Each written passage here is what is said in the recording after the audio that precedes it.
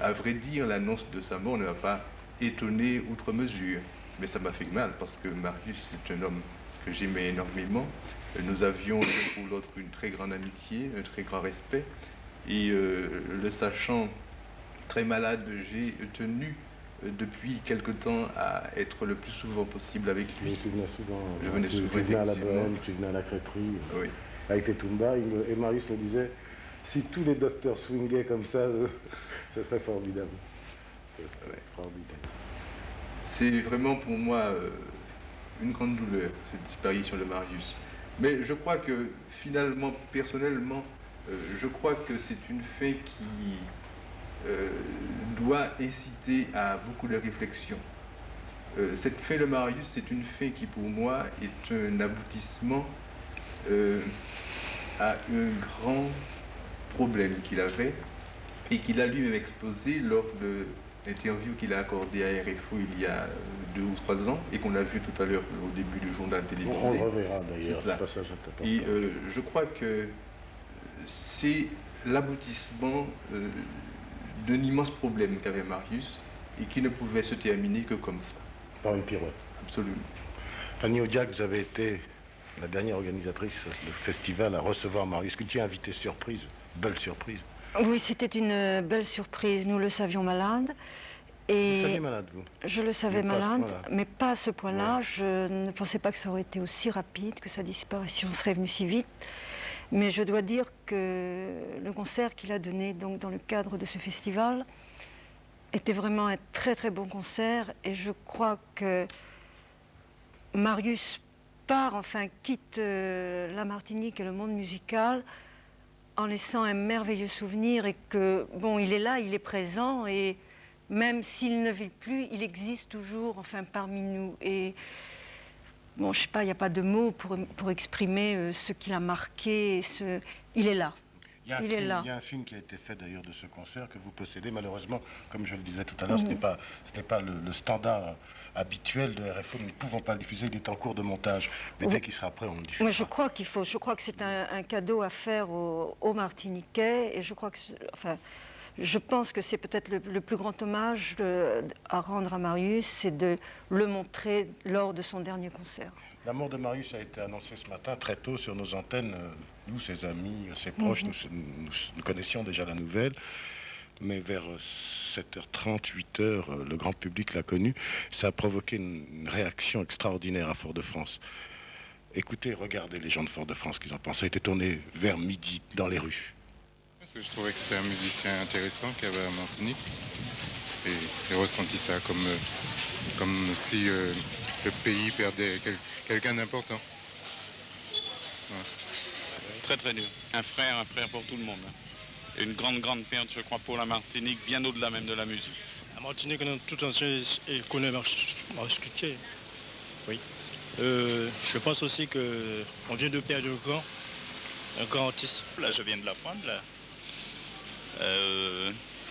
Qu'est-ce que je peux dire? Je sais pas, il avait de gros problèmes, peut-être. Mais je ne suis pas au courant, je ne sais pas ce qui lui est arrivé. Je l'ai aperçu il y a à peine 15 jours au MAC. Enfin, une quinzaine de jours, mais je peux rien dire. C'était un grand artiste martiniquais, au niveau caribéen même. Donc, c'est quand même peinant. Surtout que je pense qu'il avait encore du travail à faire.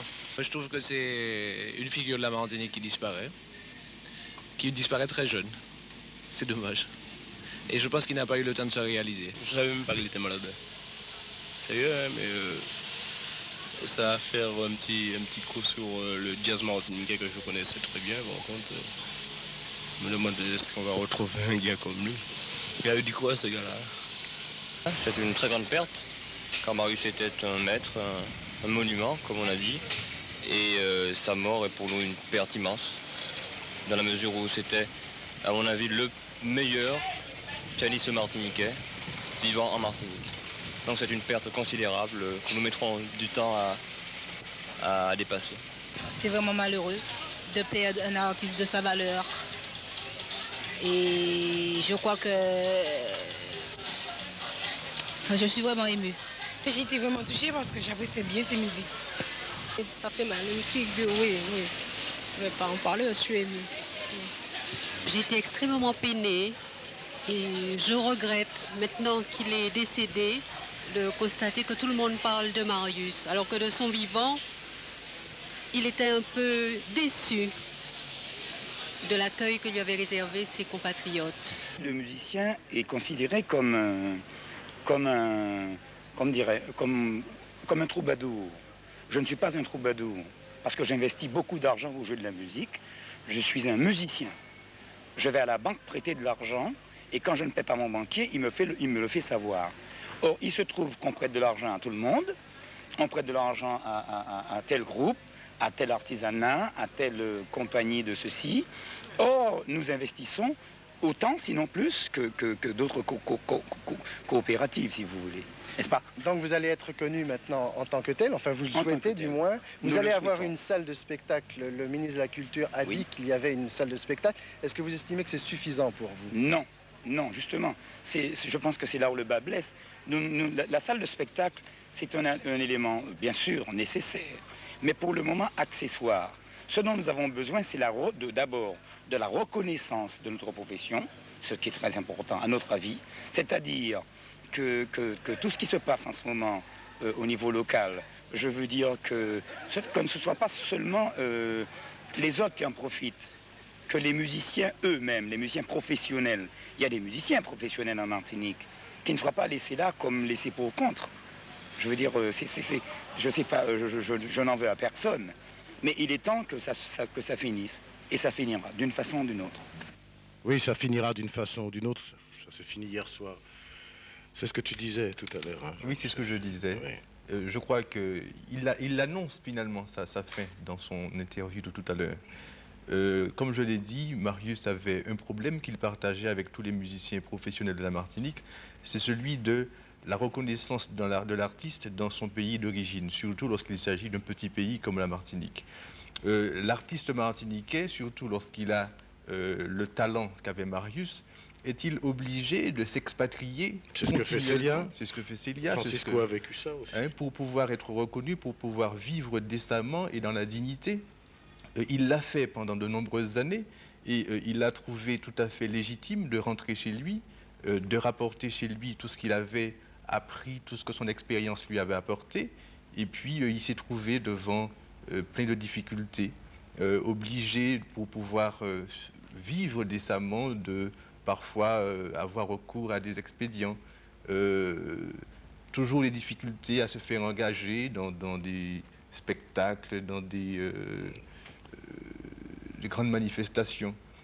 On me dira bien sûr qu'on ne peut pas toujours engager les mêmes, mais Marius avait pour lui le pouvoir d'inventer sans arrêt, de se renouveler sans arrêt, et puis en plus il avait la faculté de jouer une musique tout à fait, disons, universelle. Il n'était pas cantonné dans un seul style de musique, et il pouvait satisfaire tout le monde. Il passait de la salsa au bop en passant par le funky. Absolument. C'était un type complet. Franz, ça ne nous rajeunit pas tout ça, mais c'était 1900.